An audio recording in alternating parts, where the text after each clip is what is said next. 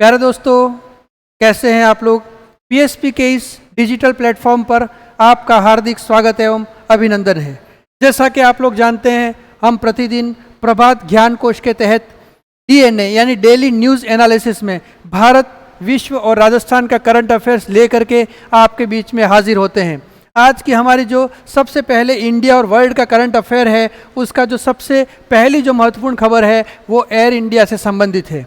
Air India के द्वारा दक्षिण एशिया का सबसे बड़ा फ्लाइंग स्कूल स्थापित किया जाएगा और वो कहाँ पर किया जाएगा? अमरावती में किया जाएगा। तो ये बहुत ही महत्वपूर्ण प्रश्न है। एयर इंडिया के द्वारा दक्षिण एशिया का सबसे बड़ा फ्लाइंग स्कूल कहाँ स्थापित किया जाएगा? अमरावती में स्थापित किया जाएगा। और आप लोगों को पता है कि अमरावती जो है वो आंध्र प्रदेश की राजधानी है।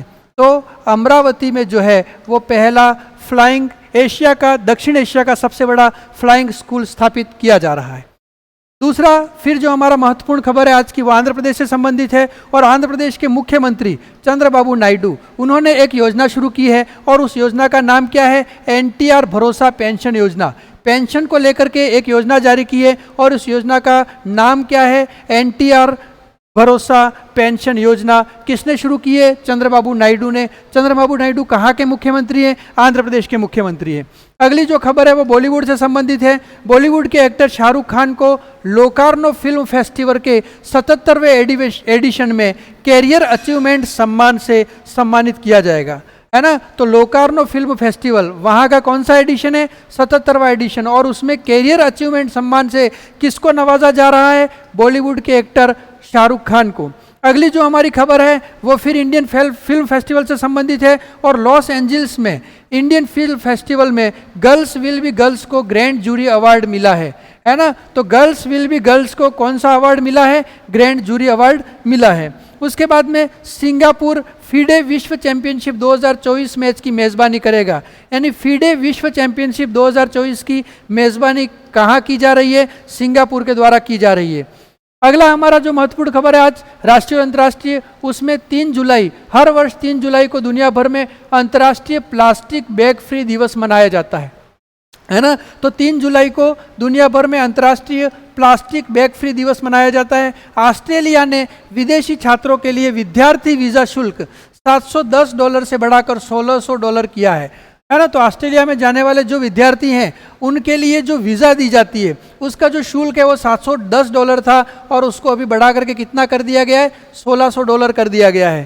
भारतीय सेना की टुकड़ी जिसमें भारत और थाईलैंड के द्वारा एक संयुक्त सैन्य अभ्यास किया जा रहा है और वो संयुक्त सैन्य अभ्यास का नाम क्या है? मैत्री। ये महत्वपूर्ण प्रश्न है और इसके तहत भारत और थाईलैंड की सेनाएं कौन सा अभ्यास कर रही हैं? मैत्री अभ्यास कर रही है। और कौन से संस्करण में भाग ले रही है? 13वें संस्करण में। और इसके लिए भारतीय सेना की टुकड़ी कहाँ पर गई है? थाईलैंड में गई है। हंगरी ने अगले 6 महीनों के लिए यूरोपीय संघ परिषद की अध्यक्षता ग्रहण की है। तो यूरोपीय संघ परिषद जो है उसकी अध्यक्षता करने वाला देश कौन सा है? तो हंगरी है। कितने महीनों के लिए वो अध्यक्ष रहेगा? 6 महीनों के लिए। एयर इंडिया के द्वारा दक्षिण एशिया का सबसे बड़ा फ्लाइंग स्कूल अमरावती में स्थापित किया जाएगा। इसकी चर्चा हम कर ही चुके हैं, है ना। तो इस प्रकार से ये आज के जो है महत्वपूर्ण प्रश्न थे। उसके अलावा अगर अपन लोग देखें तो भारतीय वायुसेना प्रमुख एयर चीफ मार्शल वी.आर. चौधरी, तो इसमें से एक प्रश्न बनता है कि भारतीय वायुसेना प्रमुख एयर चीफ मार्शल का नाम क्या है? वी.आर. चौधरी है ना। तो उन्होंने एजुकेशन पर वायुसेना हथियार प्रणाली स्कूल का उद्घाटन किया है और वो कहाँ पर किया है? हैदराबाद में किया है। उसके बाद में डिक स्कॉफ हाल ही में किस देश के नए प्रधानमंत्री बने हैं? नीदरलैंड। ठीक है, तो नीदरलैंड जिसको हॉलैंड कहते हैं उसके प्रधानमंत्री बने हैं डिक स्कॉफ। उनका क्या नाम है? Dick scoff. ठीक है। उसके बाद में फिर हम लोग जब देखते हैं तो अगली जो खबर है वो प्यूमा इंडिया से संबंधित है। हाल ही में प्यूमा इंडिया ने 2 क्रिकेटरों को अपना ब्रांड एम्बेसडर नियुक्त किया है। एक तो नीतीश कुमार रेड्डी और एक रियान पराग हैं। उसके बाद में किस बैंक ने हाल ही में MSME सहज सुविधा शुरू की है ना। तो MSME सहज सुविधा किस बैंक ने शुरू की है? तो उस बैंक का नाम क्या है? स्टेट बैंक ऑफ इंडिया, है ना। यानी MSME ये लघु उद्योग, उसके बाद मध्यम उद्योग तथा सूक्ष्म उद्योगों से रिलेटेड जो है एक सहज योजना शुरू की है ताकि जो है वो लोगों का रुझान उद्योगों के प्रति बढ़े। और ये योजना किसने शुरू की है? SBI ने शुरू की है। उसके बाद भारत ने हाल ही में किस देश के साथ संयुक्त सैन्य अभ्यास नोमैडिक एलिफेंट शुरू किया है ना। ये महत्वपूर्ण है। तो तो नोमैडिक एलिफेंट, ठीक है, तो नोमैडिक एलिफेंट जो भारत सैन्य अभ्यास करता है वो किसके साथ करता है? मंगोलिया के साथ करता है। जबकि उसी प्रकार से अपन लोग अगर यहाँ पर देखें तो अभी अपन ने देखा थाईलैंड के साथ में जो सैन्य अभ्यास है उसका नाम क्या है? मैत्री नाम है। उसके बाद में आज जो नेक्स्ट हमारा है वो मैप ऑफ द डे, उस पर हम लोग चर्चा करेंगे, मैप ऑफ द डे। अब आज के मैप ऑफ द डे में हम लोग किसकी बात कर रहे हैं? हम लोग बात कर रहे हैं पुडुचेरी। और पुडुचेरी क्या है? भारत का केंद्र शासित प्रदेश है, यूनियन टेरिटरी है, जिसको हम लोग यूटी कहते हैं, ठीक है। तो वर्तमान केंद्र शासित प्रदेश पुडुचेरी का गठन कब हुआ? 1962 में हुआ था। और ये जो है वो किसका उपनिवेश था? तो फ्रांस का उपनिवेश था, है ना। और 1962 में केंद्र शासित प्रदेश बना, ठीक है। तो अब यहाँ पे जब अपन लोग देखते हैं तो ये जो पुडुचेरी जो आपको मिलेगा ये 3 राज्यों में इसका फैला हुआ है। एक तो कहाँ पर फैला हुआ है? आंध्र प्रदेश में, और आंध्र प्रदेश में इसका नाम क्या है? यनम है, ठीक है। उसको बाद में ये जो अपन लोग देखते हैं एक तो पुडुचेरी जो इसकी राजधानी है, और कराईकल, ठीक है। तो यहाँ पे है आप लोगों के पुडुचेरी और यहाँ पे है आप लोगों के कराईकल।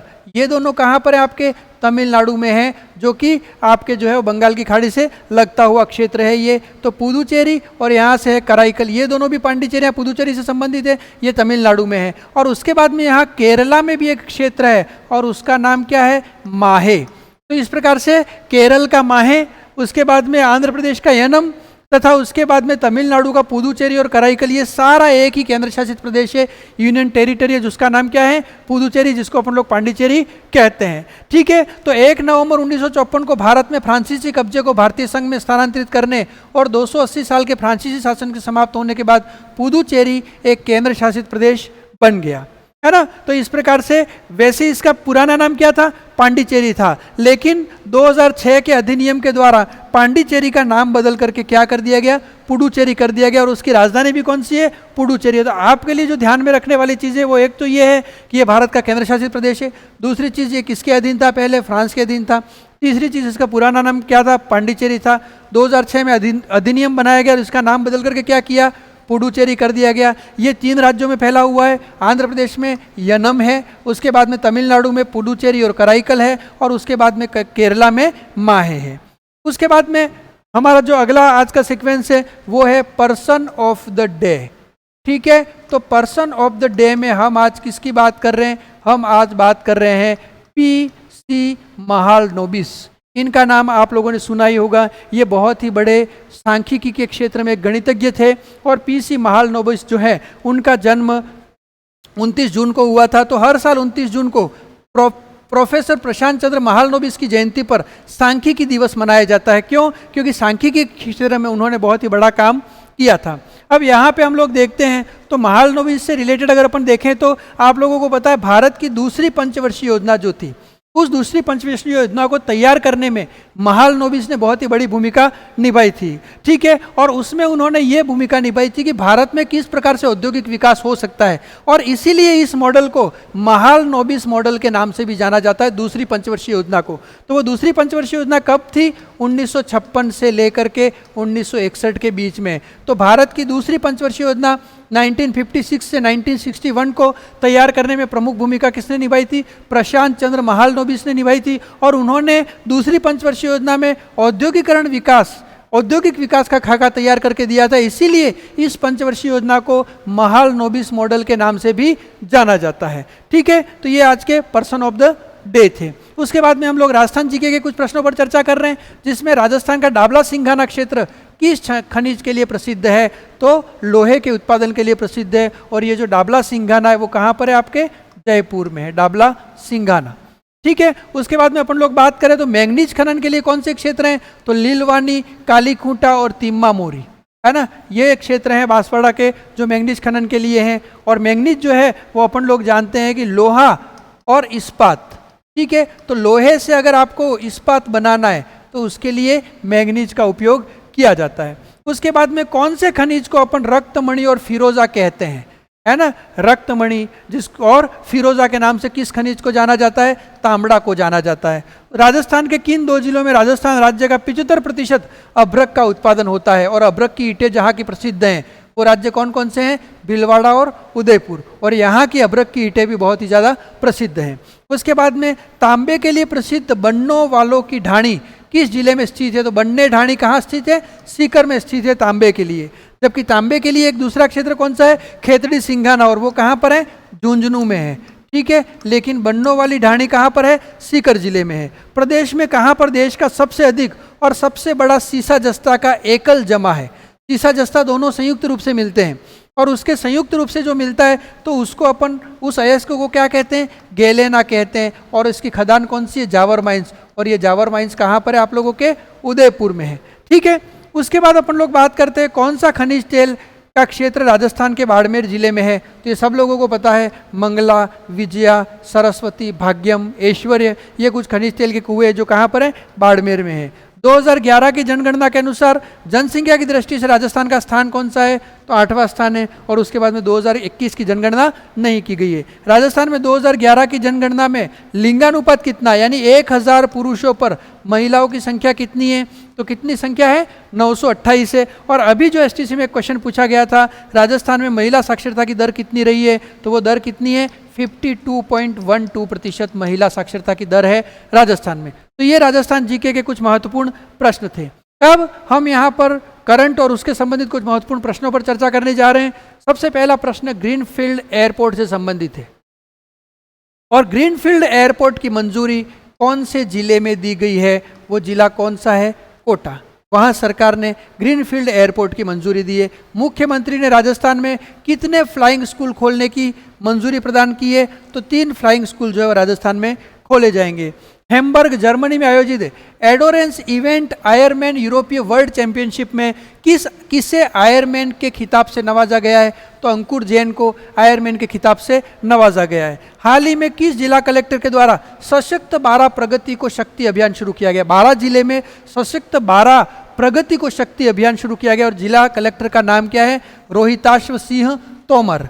ठीक है, उसके बाद में जो खबर है, राष्ट्रपति द्रौपदी मुर्मू के द्वारा 5 जुलाई 2024 को राजस्थान के किस शहीद जवान को मरणोपरांत शौर्य चक्र से सम्मानित किया गया?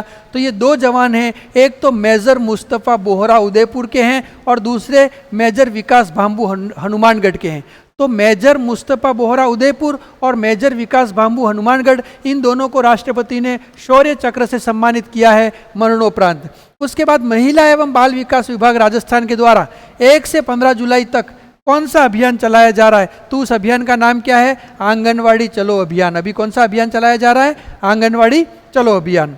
उसके बाद में अपन लोग बात करते हैं देश में लागू नए आपराधिक कानून, जो अभी देश में आईपीसी की धारा चेंज की है और नए कानून लागू किए गए। तो नए कानूनों के तहत राजस्थान में पहली एफआईआर कहाँ दर्ज की गई?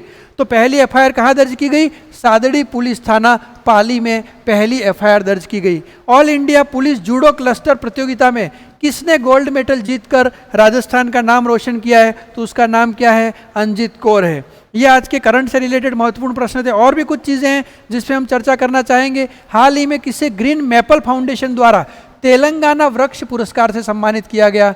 तो उनका नाम क्या है? एन बलराम। एन बलराम को तेलंगाना वृक्ष पुरस्कार से सम्मानित किया गया। एयर इंडिया के द्वारा दक्षिण एशिया का सबसे बड़ा फ्लाइंग स्कूल कहाँ स्थापित किया गया? अमरावती में स्थापित किया गया। आंध्र प्रदेश के मुख्यमंत्री के द्वारा कौन सी योजना शुरू की गई? तो एनटीआर भरोसा पेंशन योजना शुरू की गई।